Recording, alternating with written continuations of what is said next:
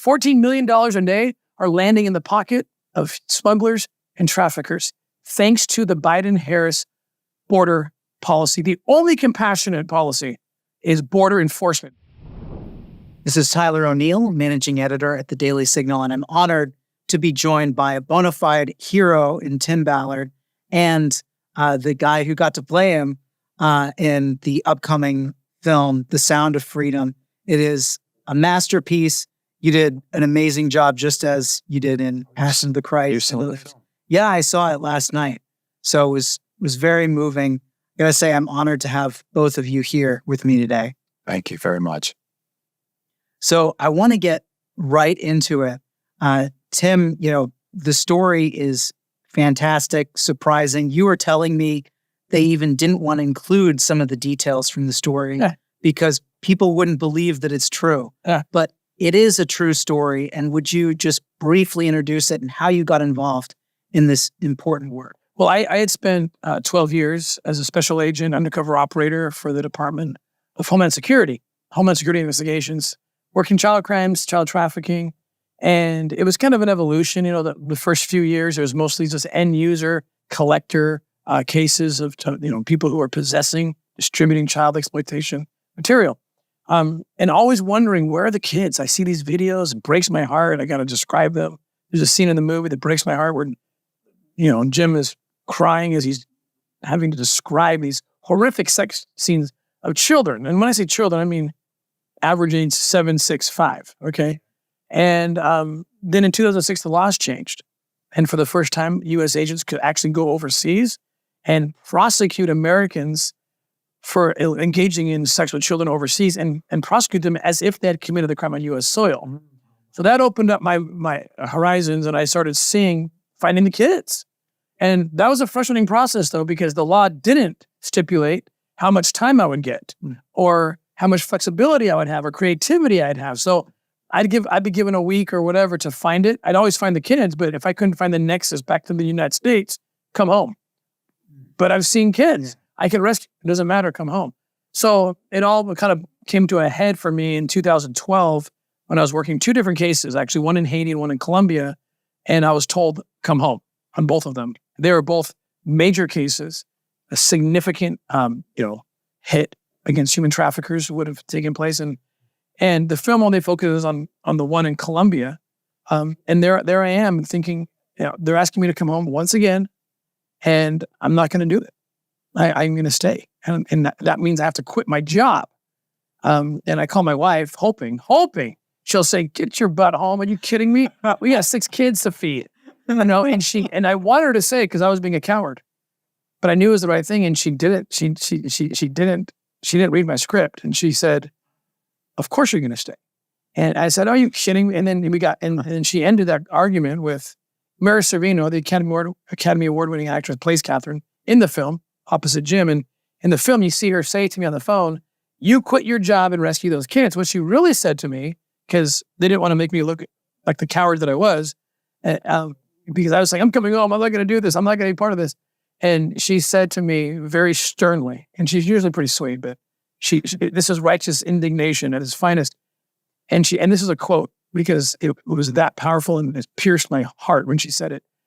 She said, quote, I will not let you jeopardize my salvation by not doing this. And it breaks my heart because not only is she losing our income, but she possibly, very good chance, maybe 50-50, she's going to lose me. Yeah. She's willing to risk becoming a widow because she knew that if I quit my job and stayed, and Glenn Beck, bless his heart, raised the money for us so that we could even do the operation because I had no money to do it. In the end, it was unbelievable. We rescued over 120 women and children. The film only gets into a piece of it. There's 54 rescued on that island, but the op was bigger than that. And the movie didn't have time to get into it.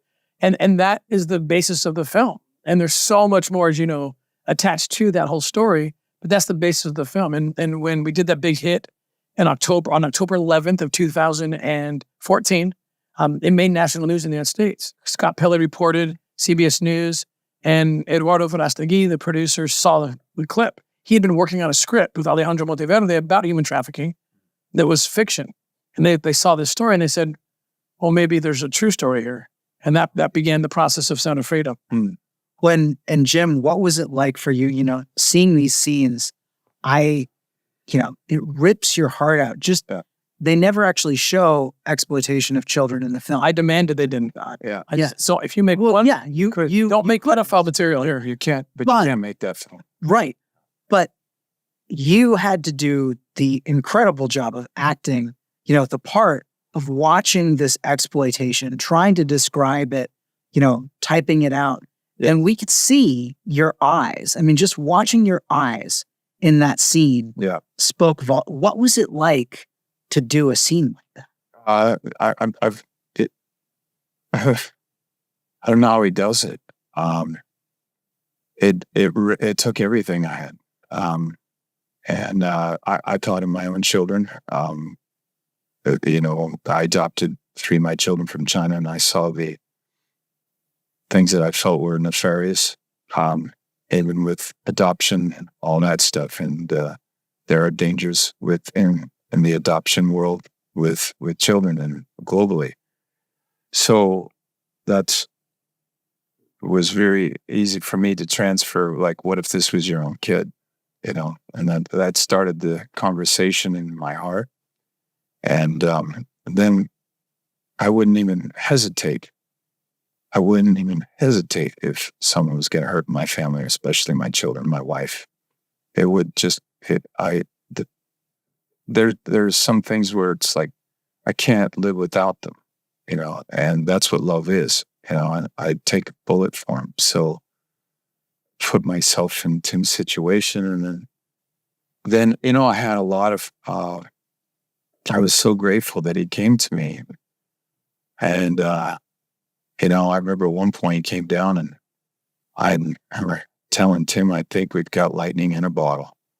And I said that, and he said, that's good, right? Or something. And then I said, yeah, but it's going to be hard. Why? Well, because when it's this good, darkness gets very, very upset because it's not a little light, it's a mega light.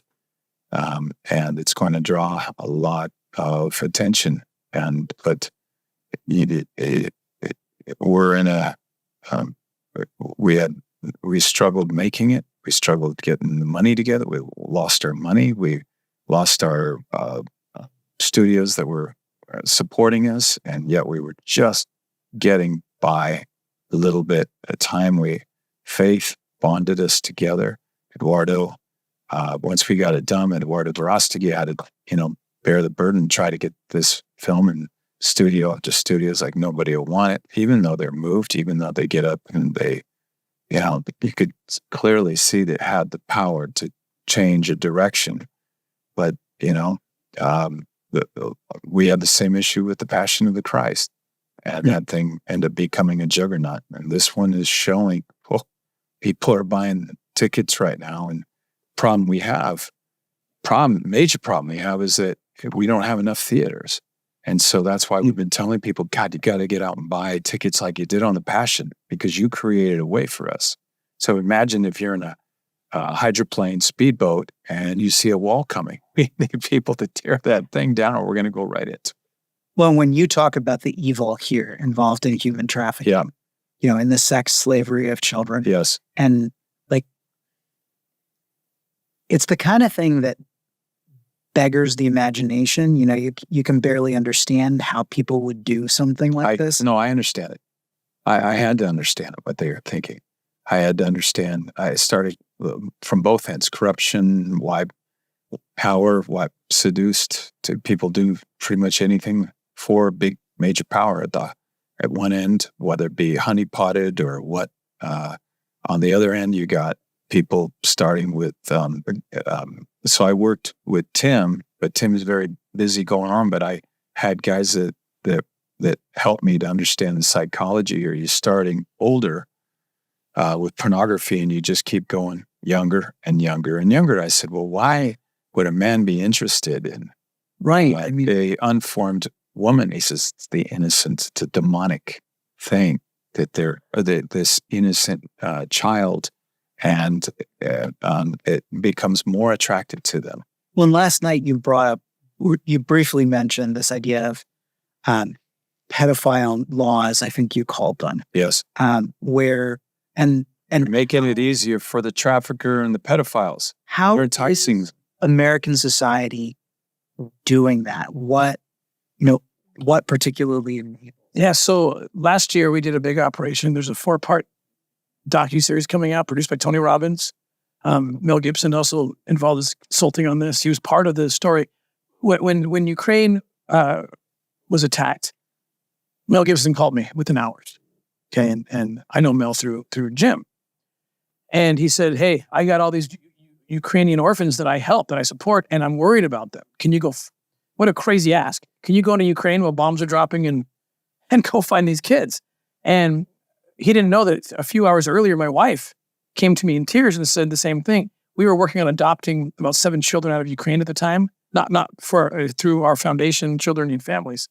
And so she says the same thing. I'm like, oh my gosh, Mel Gibson and my wife are both telling me to go to Ukraine while bombs are dropping. Right. And I always was raised with the idea. I could just see him. He was in Budapest filming. And, I thought to myself, I was raised with the thought that if Mel Gibson and your wife ever tell you to do something, and within hours of each other, you should probably do it. Right. Who wouldn't? So I had to go to Ukraine.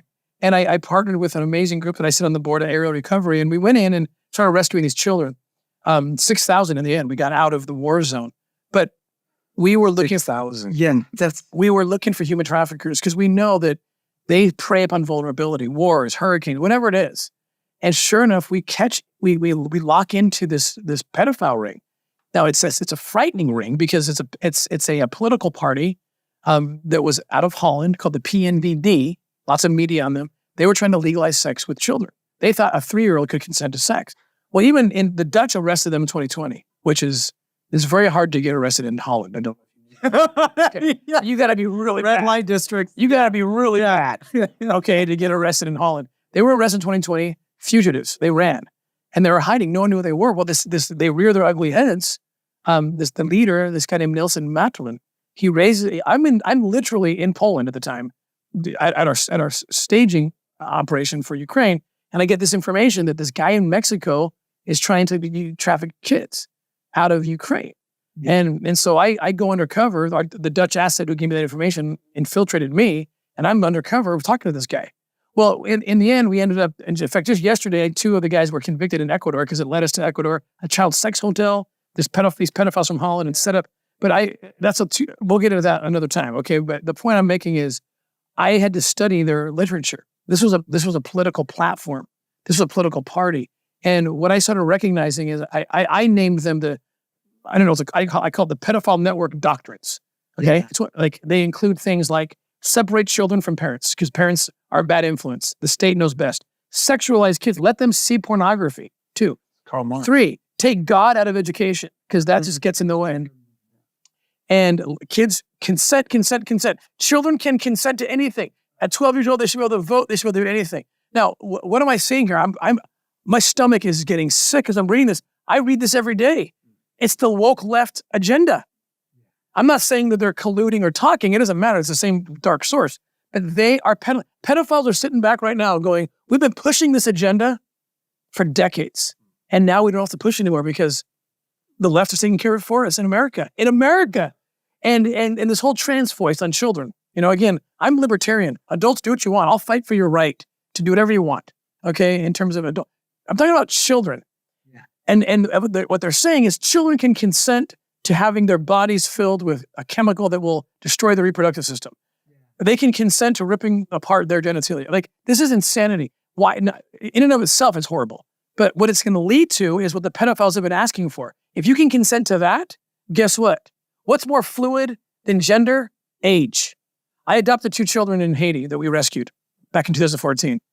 Well, really quick, we don't have much time. Okay. I want to hear you talk a little bit about the border because you spent a decade down there. I can't believe you stopped me right there, man. You got to have me back. I got to. This is too important. But yeah, I wanted just briefly. Okay. How is the Biden administration enabling this? Well, look, the economy of pedophilia. Right? The United States is the number 1 consumer of child exploitation material. We are the demand. So that means that traffickers want to get children into that dark market. There's a lot of money to be made here. The United States, also according to State Department, is in the top 3 countries for destination countries for human trafficking. So there's every incentive to get children into America, into the black markets here of pedophilia. And so when I find out that in the last couple of years, at least 85,000, I think it's much higher than that, but at least 85,000 unaccompanied minors, thousands of them, I've seen the CBP reports, are under 5 years old. Why is a 3-year-old showing up at the border? Well, I can tell you why, because they show up with a name. The name is the sponsor that they're given by the trafficker. HHS gets the kids, and they, by law, have to call the number. Hi, we have Jose Gonzalez, Mr. George Smith. Yeah, that's my kid, whatever. Okay, they used to actually fly down and have to pick the kid up. Not anymore. Our taxpayer dollars will then send the kid by plane or bus to the sponsor, no background check, no DNA, nothing. And they deliver the kids. Our taxpayer dollars are literally, for the first time in American history, our taxpayer dollars are going to facilitate the last leg of a child trafficking event. And the border is open. The border is wide open. It's $14 million a day are landing in the pocket of smugglers and traffickers, thanks to the Biden-Harris border policy. The only compassionate policy is border enforcement, barriers, walls. Why? Because and the Sound of Freedom talks about this. Because the walls and the barriers lead the children who are being hurt into that funnel of rescue. Trained women and men in uniform are there. Those kids want to go through the port of entry. Those kids pray for a wall. The wall will save their lives. But let's take it all down. Let's open it all up. Kids are being abused by the thousands, and our taxpayer dollars are going for it, are actually funding it. Do you have anything to say briefly on these? I just turned to. I'm asking people, you have soldiers that fight for you, and you say, "Oh, we love you. Thank you for doing that." But we all have to be soldiers in this fight. And when you say, "Well, it's really too hard," I said, "Look, a parent has to have strength and fortitude to defend their own children. My God." And this film is something where, when you watch it, you learn how routinely it occurs. You also learn the warning signs. That's good for the public. It weaponizes that individual, the parent or whoever that watches this film. But when, the chips are down, when God asks you, in this film you see it, can we love our children more than we fear evil? When God tells you to do something, you don't hesitate. God's children are no longer for sale. Thank you so much again, Tyler O'Neill with Daily Signal. I had Tim Ballard and Jim Caviezel, and sharing such an important story, such an important movie, The Sound of Freedom.